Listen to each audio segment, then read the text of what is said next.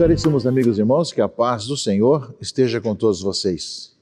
Estamos no 6º domingo do tempo comum.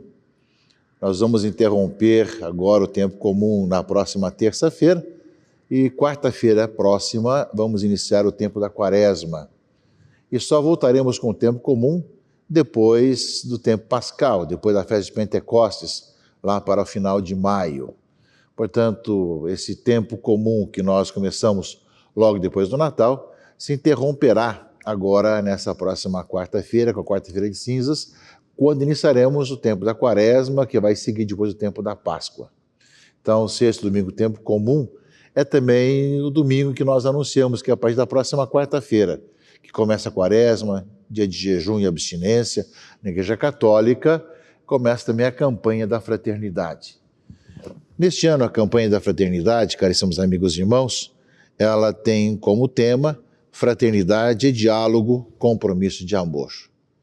Como nós ansiamos que realmente acontecesse sempre isso, né? Fraternidade e diálogo. Nós vemos que muitas vezes o que acontece é de imposição, né, de ideias, de muitas vezes certas situações que fazem, né, políticas de atrapalhar um ao outro nas várias questões e não sempre temos um diálogo sincero. Portanto, fraternidade de diálogo, compromisso de amor, deve ter um coração convertido. Não um coração cheio de ideologias, né, que vão muitas vezes impondo ideias, mas de abertura para o outro, com toda a sinceridade. Ansiamos tanto por isso, desejamos tanto isso. Nós temos aqui no Rio de Janeiro uma bela experiência de diálogo, tanto ecumênico como também interreligioso, e também com a cultura, que nem sempre é muito compreendido, nem mesmo ecumênico, nem mesmo interreligioso, nem mesmo com as culturas, achando que nós poderemos assim, devemos impor as coisas, né? Então temos que ter uma certa ideia, muitas vezes, de alguns grupos, né, que não pensam de acordo com a igreja e que muitas vezes querem impor ideias e divisões e não dialogar. E, infelizmente, até mesmo dentro dos nossos diálogos também, nem sempre temos essa mesma sinceridade.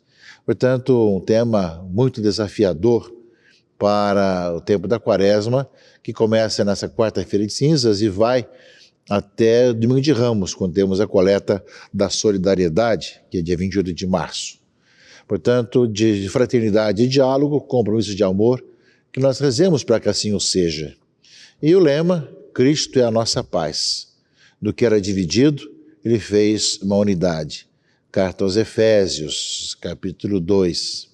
Portanto, meus irmãos e irmãs, Cristo é a nossa paz. Quando nós realmente aceitamos e caminhamos com Jesus Cristo, nós vemos que é possível dialogar, que é possível viver essa busca da unidade, quando Cristo realmente é a nossa paz e a nossa própria vida. Portanto, durante o tempo da quaresma, que possa ser uma bela experiência de conversão, de mudança de vida. Quisera que realmente pudéssemos dar exemplo disso entre nós mesmos, entre os cristãos, né, desse diálogo como compromisso do amor e, ao mesmo tempo, de ser testemunha que Cristo realmente é a nossa paz, que nos une na mesma fé, na mesma procura de sinceridade batismal, para que o mundo possa crer, que todos sejam um para que o mundo creia. Portanto, que nós acompanhemos durante esse tempo da quaresma a campanha da fraternidade e procuremos aprofundar e pedir o dom da conversão para que assim o seja. Nesse domingo que antecede a quaresma, caríssimos amigos e irmãos, o 6º domingo, tempo comum, nos fala de uma questão que para o Antigo Testamento era bastante clara, no sentido de separação, de não deixar contaminar os outros, e que Jesus veio dizer que ele veio trazer justamente um outro tipo de visão com relação a isso.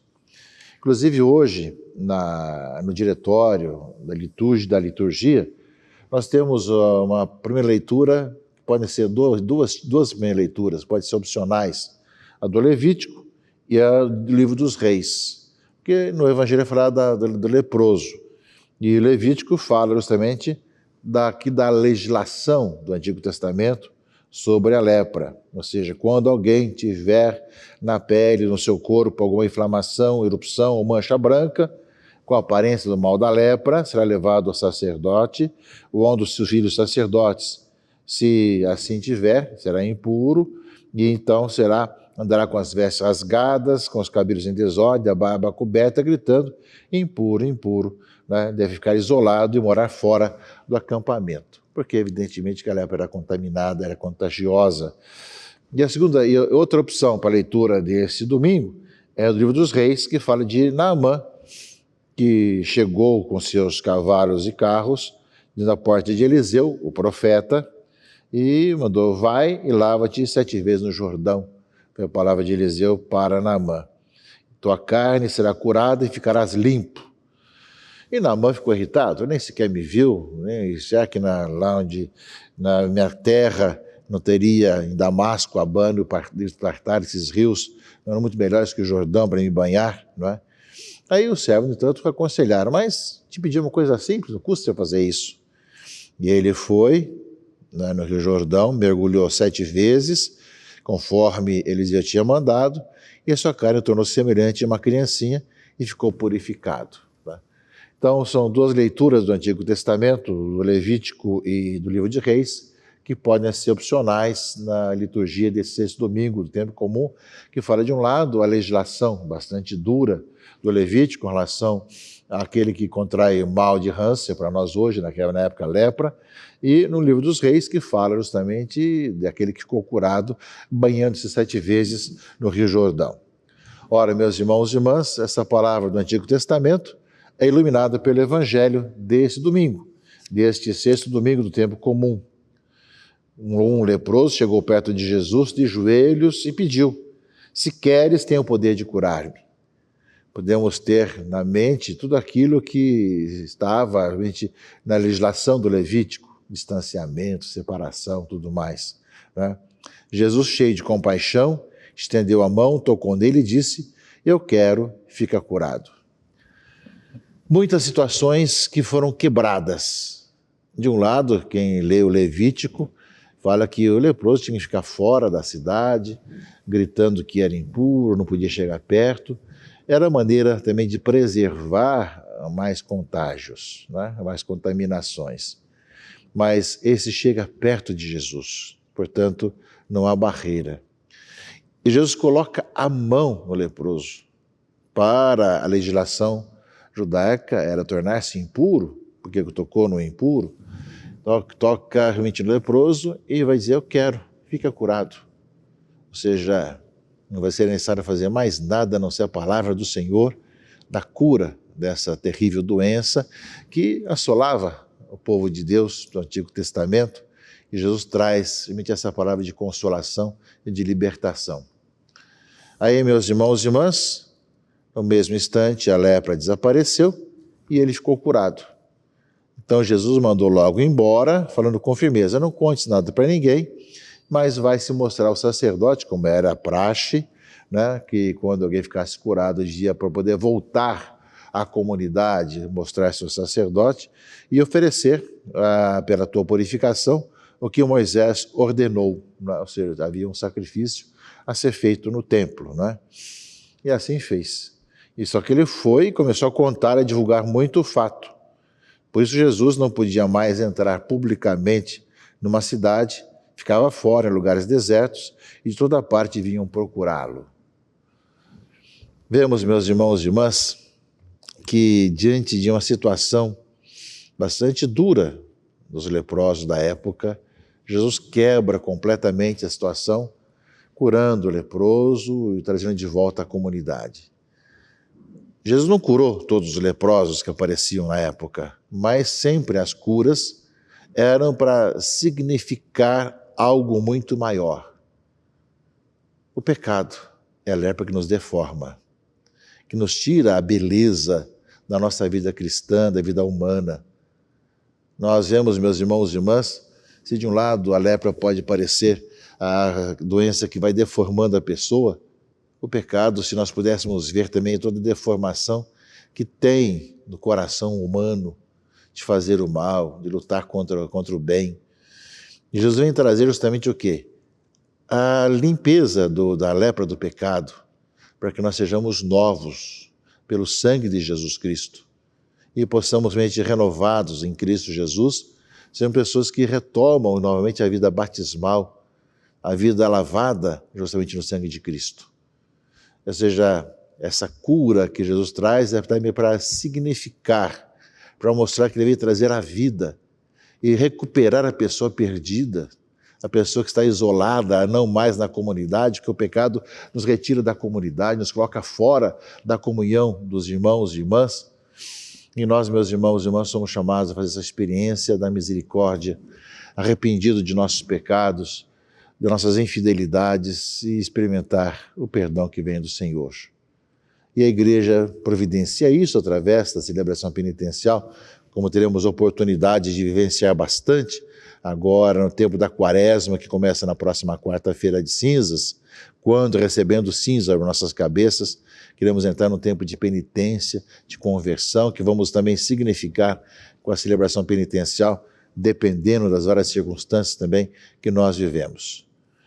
E também, meus irmãos e irmãs, na segunda leitura, a carta de Paulo aos Coríntios, fala também que a consequência dessa nova vida que o Senhor nos traz, lavando-nos de nossos pecados, nos dando uma nova vida, mergulhando nas águas do batismo, simbolizados pelo Jordão no Antigo Testamento, mas também agora por Jesus, que realmente fala que sermos curados, fala que nós somos chamados a não escandalizar ninguém, nem judeus, nem gregos, nem igreja de Deus. E Paulo diz, fazei como eu, que procuro agradar a todos em tudo, não buscando o que é vantajoso para mim mesmo, mas o que é vantajoso para todos, a fim de que todos sejam salvos. Uma palavra muito séria, muito importante de Paulo, ou seja, não fazer escândalo para ninguém, mas procurar agradar todos, não buscando o que é vantajoso para mim, mas o que é bom para todo mundo. Ou seja, esse morrer para si mesmo, para poder ajudar o outro. E sede meus imitadores, como também eu sou de Cristo. Na verdade, ele coloca, como assim eu sigo a Jesus Cristo? Sigam também a Jesus Cristo. Palavras que merecem a nossa reflexão, caríssimos amigos e irmãos, nessa semana agora que vamos começar o tempo da Quaresma, a liturgia desse sexto domingo do tempo comum, é um domingo que nos chama realmente a conversão, a experiência da misericórdia de Deus e a cada vez mais a nos configurarmos a vida em Jesus Cristo, para no seguimento de Jesus Cristo nós possamos fazer o que Ele nos pede, colocar em prática a sua palavra, caminhar na sua vontade. Nós vemos que são tantas coisas que nos angustiam, como o tema da campanha da fraternidade, né? Ou seja, a questão do diálogo e compromisso de amor, e que era dividido, ele fez uma unidade. Nós vemos como estamos longe disso tudo, e que o Senhor nos ajude, meus irmãos e irmãs, a uma vida de conversão sincera, a começar na próxima quarta-feira. Não temos carnaval esse ano, pelo menos é o que está se dizendo por aí, não é?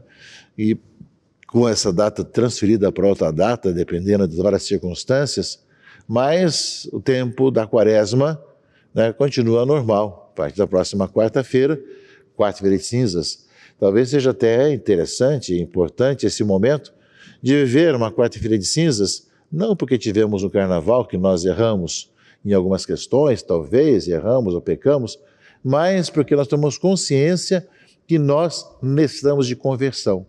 Precisamos caminhar para a Páscoa como grande festa cristã, como a festa central do ano litúrgico.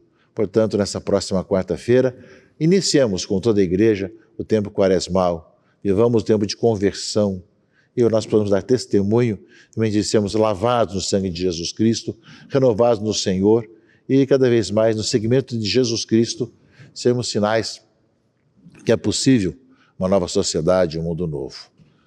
Eis que nós, dessa forma, concluímos essa parte do tempo comum, e ao iniciarmos a Quaresma na próxima quarta-feira, que nós caminhamos com a igreja, como igreja, até terminarmos a Quaresma, depois do tempo da Páscoa, e voltaremos com o tempo comum depois de Pentecostes, lá no final de maio. Que Deus abençoe proteja e guarde a todos, em nome do Pai, e do Filho e do Espírito Santo. Amém.